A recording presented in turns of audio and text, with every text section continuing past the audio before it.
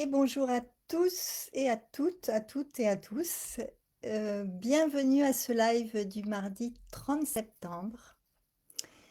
Alors aujourd'hui, nous allons parler d'un sujet brûlant pour beaucoup d'entre nous. Comment avancer sur votre projet malgré les obstacles financiers? Alors comme tous les mardis, eh bien, on se retrouve en live à 17 heures. Aujourd'hui, je vais vous partager un maximum de conseils pour dépasser les blocages financiers qui freinent vos initiatives et qui empêchent la concrétisation de vos projets. Donc, vous allez découvrir 3 étapes pour surmonter ces blocages. Si le manque de moyens vous a fait déjà douter de vos capacités ou réduit votre motivation, eh bien, ce live est fait pour vous. Nous allons voir comment reprendre le contrôle et faire de l'argent un allié pour construire la vie que vous désirez profondément. Alors, comme tous nos rendez-vous, je vous invite à poser vos questions, à partager vos réflexions et vos expériences tout le long du live, dans les commentaires, dans le chat. Alors avant de commencer, je vais rapidement vous partager mon parcours parce qu'il a largement inspiré la façon dont j'accompagne aujourd'hui. Dans ma jeunesse, j'étais très effacée, plutôt timide, je manquais beaucoup de confiance en moi et ça m'empêchait de m'affirmer. Donc j'ai fait des études de psycho pour tenter de comprendre qui j'étais. Alors je remets un petit peu technique. Pour comprendre qui j'étais et pour comprendre aussi les autres autour de moi. Et je ne savais pas qu'à ce moment-là, j'avais au niveau des émotions, une colère contenue et inconsciente qui m'empêchait d'être moi-même. J'étais plutôt dans la tristesse. Donc vers 40 ans, j'ai subi une agression physique assez violente, suivie par des agressions verbales quotidiennes de la part de mon compagnon, et ça pendant 9 mois. Et cet événement, cette situation, ça a été l'occasion de prendre conscience de cette colère et j'ai pu, l'exprimer, la sortir de moi et c'est à ce moment-là que j'ai ressenti ma force intérieure et je ne me sentais plus ni faible ni impuissante. Donc j'ai vécu une deuxième période où j'ai vécu aussi des agressions et j'ai pris encore plus conscience de ma propre valeur et surtout de ma créativité. Et donc c'est pour ça qu'aujourd'hui, eh bien, je vous accompagne sur cette voie qui est celle de votre valeur, celle de votre pouvoir de créativité pour que votre vie soit passionnante et qu'elle vous fasse vibrer.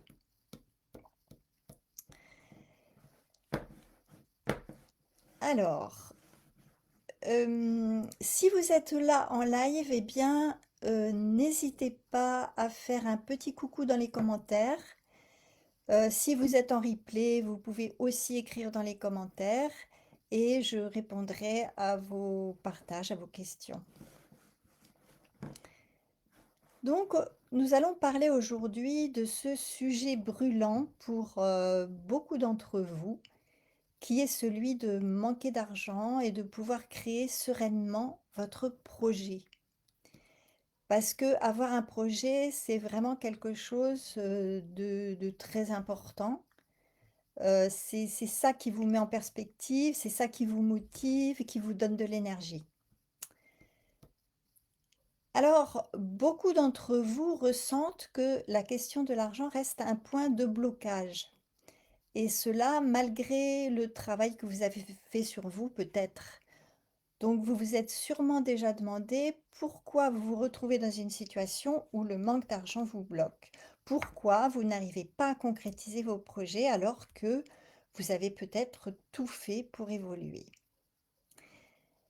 C'est un sentiment qui peut devenir vraiment oppressant parce que chaque projet de cœur que vous souhaitez mettre en place, c'est comme un rêve en suspens.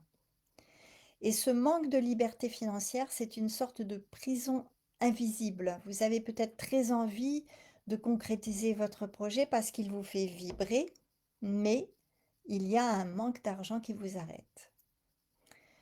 Donc ce manque, ça devient assez vite un frein puissant, presque paralysant, lorsqu'il s'agit de lancer de nouveaux projets ou de concrétiser des idées qui vous tiennent à cœur. Alors on peut avoir, toutes les bonnes intentions, des compétences, une vision précise de ce que vous voulez accomplir, mais ce manque de ressources, ça bloque vos initiatives. Et au lieu de vous sentir inspiré et motivé, eh bien vous commencez à douter. Vous vous demandez si vous arriverez vraiment à réaliser ce que vous voulez.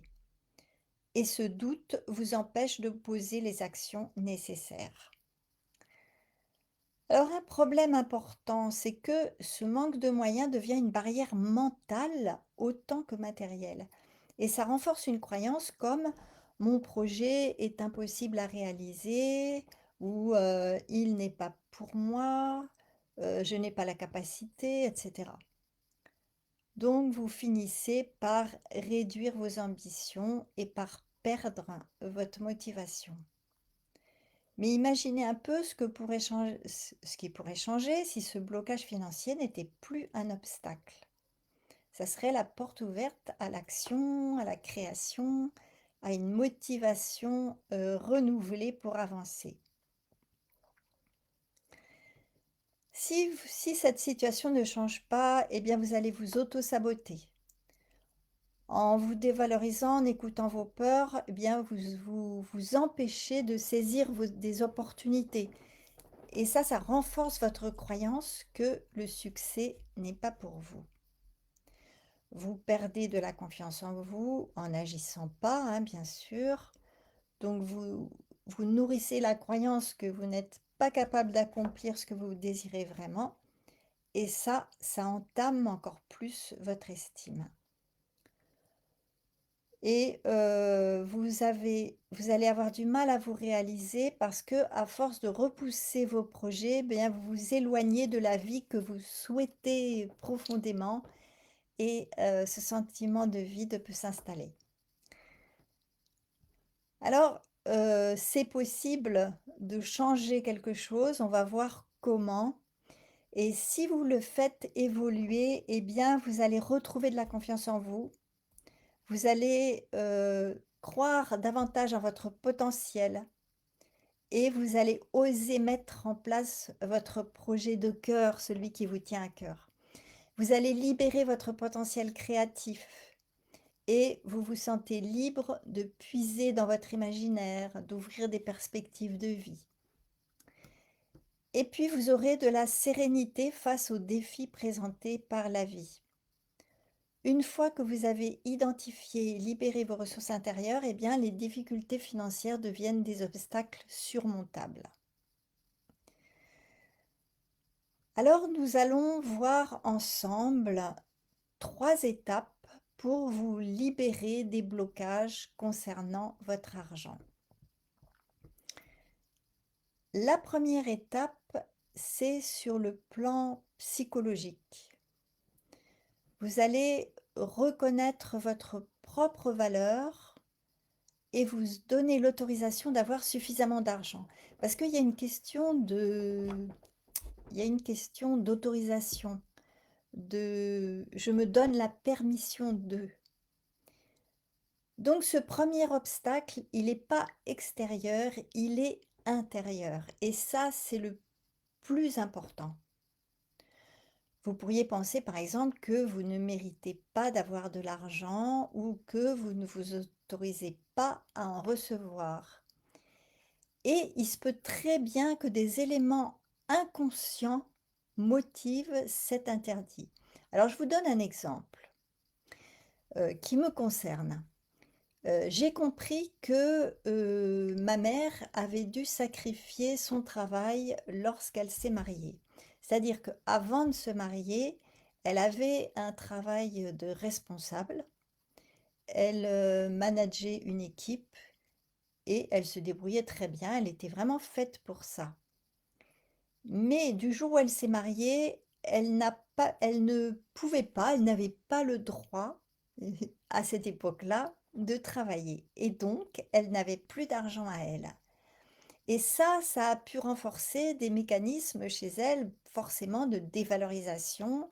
Elle perd son identité de personne qui travaille et j'imagine qu'elle a dû réfréner ses frustrations, sa colère. Elle a été obligée de se durcir en quelque sorte, même, si elle ne le voulait pas.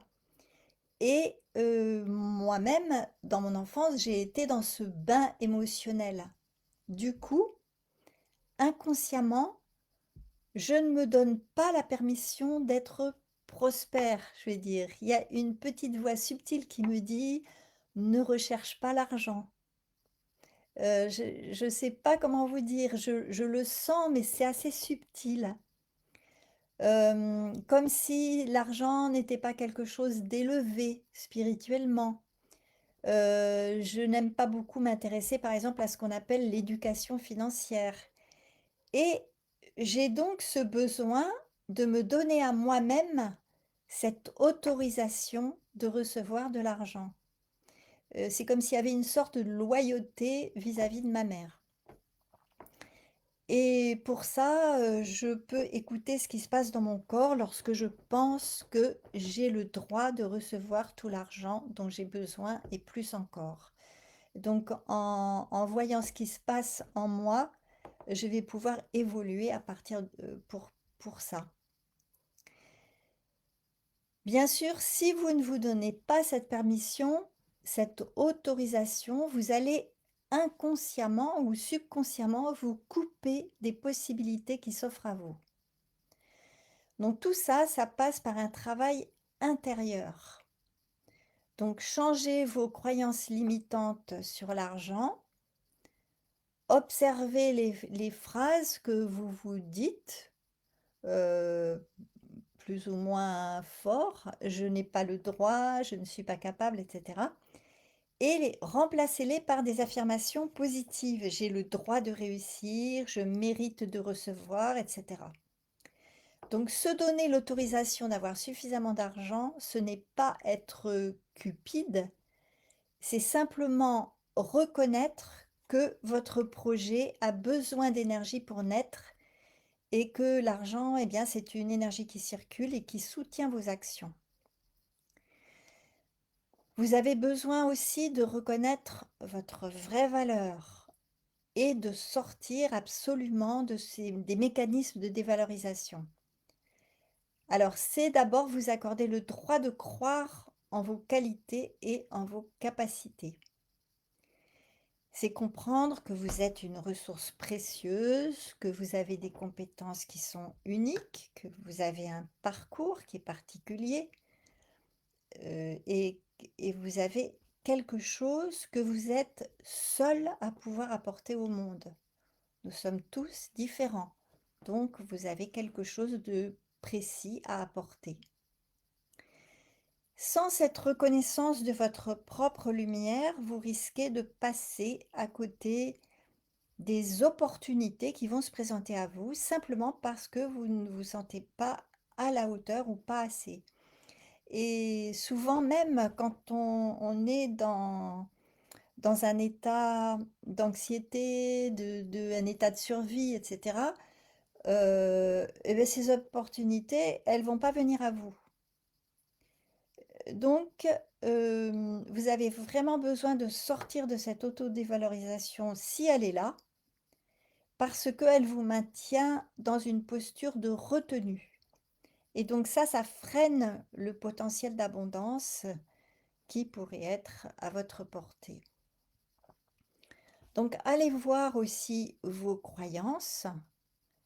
Alors en gros, ça pourrait être, «L'argent n'est pas important» ou «Ce n'est pas bien» entre guillemets ou «L'argent, c'est un outil de domination et je ne veux pas rentrer là-dedans» ou «L'argent est une source d'injustice» et cetera. Tout ça, l'argent, c'est neutre, c'est un outil neutre. Et il y a pas de jugement à avoir là-dessus, c'est un moyen, c'est pas une fin. C'est pas gagner de l'argent pour avoir de l'argent, c'est, recevoir de l'argent pour créer quelque chose, pour vibrer, pour vous passionner pour quelque chose, pour vivre mieux. Alors, dites-moi dans les commentaires, est-ce que vous vous reconnaissez dans ces pensées et ces croyances? Est-ce que vous vous êtes déjà empêché de recevoir, soit par peur, soit par autodévalorisation? Est-ce que tout d'abord, l'allusion à l'argent, est-ce que ça fait naître en vous, des émotions particulières, des peurs, et cetera? Donc, si vous êtes là, eh bien, partagez-le dans le chat et on pourra en parler à la fin de cette, de ce live. Alors, passons à la deuxième étape. La deuxième étape consiste à vous ouvrir aux opportunités et trouver l'argent dont vous avez besoin. Donc, lorsque vous avez fait ce travail intérieur sur vos croyances, sur vos mécanismes, eh bien, il y a l'action. Vous n'avez pas à attendre d'avoir toutes les ressources pour vous lancer. C'est souvent rester bloqué, indéfiniment, en fait. Parce que la clé, ça commence c'est commencer à agir avec ce que vous avez déjà, avec les moyens que vous avez. Chaque petit pas nourrit votre projet et attire de nouvelles opportunités. Donc vous pouvez lancer une version simple, parler de votre idée autour de vous, partager vos premières réalisations et toutes ces petites actions, ils vont créer un mouvement. Elles vous donnent de la visibilité, elles inspirent la confiance et ouvrent la porte à des financements. Plus vous agissez, plus vous montrez, vous manifestez votre engagement et plus il est facile pour des partenaires, des clients, des soutiens financiers de croire en vous. Donc, il faut bien comprendre que l'argent arrive rarement avant l'action. Il se manifeste en réponse à votre mouvement. En avançant par étapes, en testant, en ajustant, vous allez découvrir des solutions créatives que vous n'auriez peut-être pas imaginées si vous étiez resté dans l'attente. Alors, vous pourriez avoir besoin de trouver une source de revenus, hein. Le fait de vous libérer de tout jugement et de toute croyance vis-à-vis de l'argent et d'entamer des démarches, tout ça, ça va faire bouger les énergies et ça va attirer vers vous des opportunités nouvelles. Il existe de grandes quantités de sources de revenus possibles et dont beaucoup, dont vous ignorez beaucoup en fait. C'est en vous mettant en recherche que vous allez trouver ce dont vous avez besoin. Donc, ce que je vous dis, c'est qu'en réalité, l'argent suit l'action et la détermination. Plus vous agissez avec intention, avec conviction, plus vous allez augmenter les chances de créer des solutions financières pour vos projets. Alors ça peut être en développant une compétence, en offrant un service ou en identifiant un besoin que vous pouvez combler chez les autres. Donc l'important, c'est d'avancer un pas à la fois.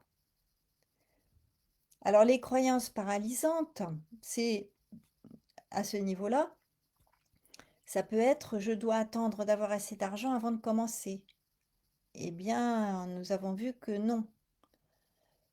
Si je n'ai pas tout prévu, je vais échouer. Ou l'argent, c'est la condition pour démarrer. Tout ça, ce sont des fausses croyances, puisque c'est votre mouvement qui va déclencher, des choses de l'extérieur. Donc ce sont vos premiers pas qui inspirent la confiance, qui attirent les ressources. Donc, retenez bien que passer à l'action, même en petit, c'est envoyer un signal: «Je crois en mon projet». Ce mouvement crée un effet d'entraînement parce que vous gagnez en visibilité et vous allez attirer des opportunités. Vous démontrez votre engagement. Chaque action, même minuscule, devient alors un tremplin vers de nouvelles ressources.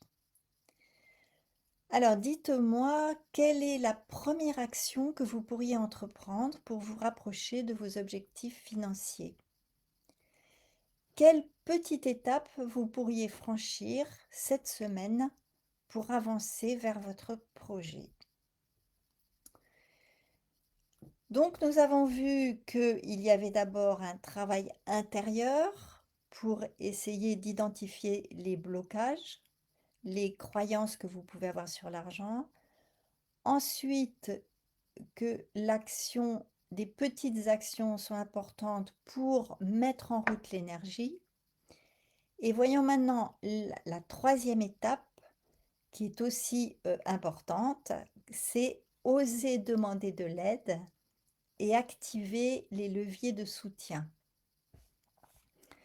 Alors un projet, ça ne se construit pas seul et pourtant, il y a beaucoup de personnes qui hésitent à demander de l'aide. Alors ça peut être par peur de déranger ou de montrer leur vulnérabilité, mais demander du soutien, c'est faire preuve à la fois de courage et d'intelligence. Donc il existe de nombreux leviers financiers. Alors ça peut être des subventions, des financements participatifs, des crowdfunding, des prêts solidaires, des partenariats. Ça peut être des échanges de compétences ou des mises à disposition de ressources. Il peut y avoir aussi, si par exemple vous avez une expertise à vendre, on va dire, un service à vendre, vous pourriez le proposer à des personnes que vous connaissez de façon, bénévole, gratuite. Et ces personnes pourront commencer à vous recommander. Ça peut être aussi une chose.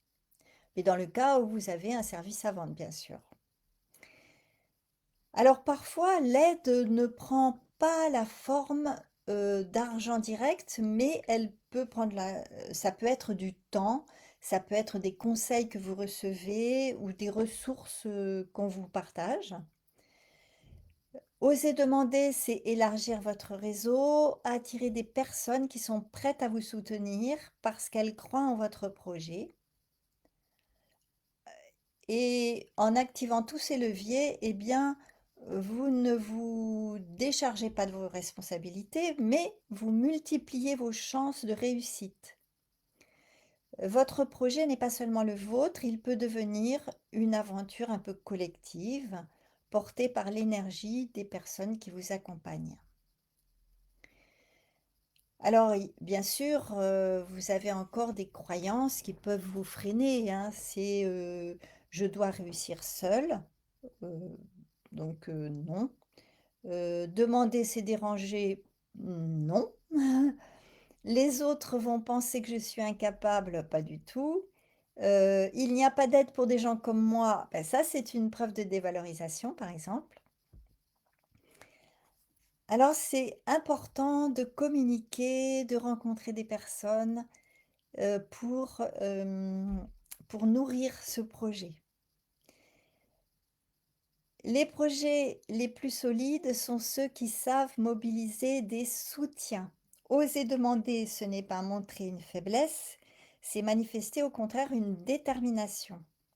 Et les aides, elles peuvent prendre plusieurs formes. Quand vous demandez de l'aide, vous ne perdez pas en valeur, au contraire, vous transformez votre projet en aventure collective qui attire l'énergie et la confiance de ceux qui croient en vous. Alors, est-ce que vous avez pensé à demander de l'aide, à trouver des financements? Hem, En ce qui me concerne, je je me fais accompagner, je me fais aider dans mon activité et je dois dire que si je n'avais pas cette aide, je ne pourrais pas aboutir. Franchement, c'est certain.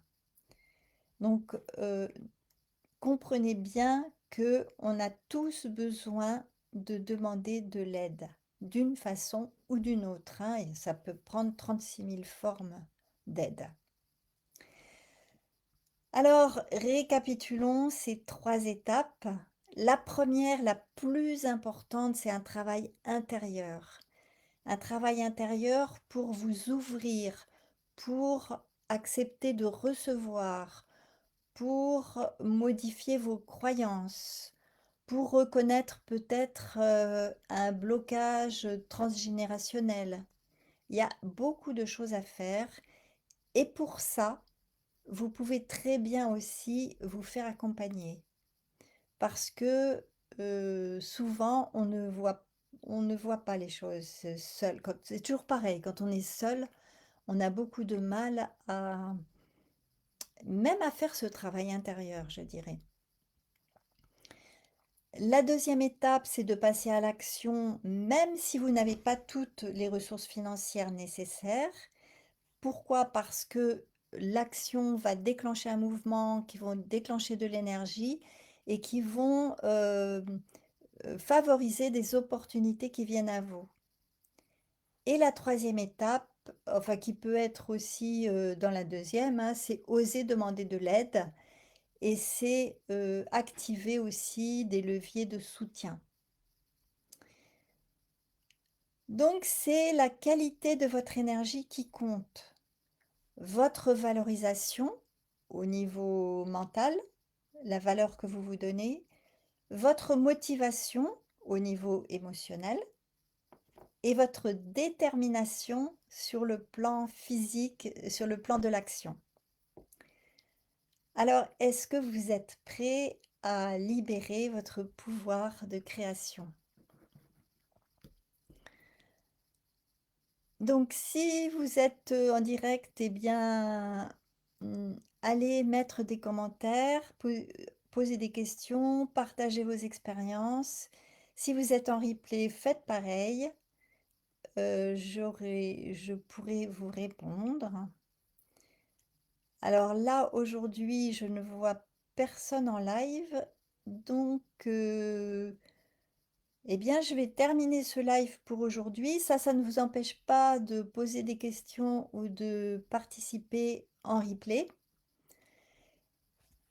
Maintenant, si vous ressentez ces blocages financiers et que vous souhaitez qu'on travaille ensemble pour révéler votre potentiel et pour ouvrir cette, comment dire, faire sauter ce blocage, eh bien, écrivez intéressé dans les commentaires ou bien envoyez-moi un petit message privé. Et puis, nous planifierons un appel ensemble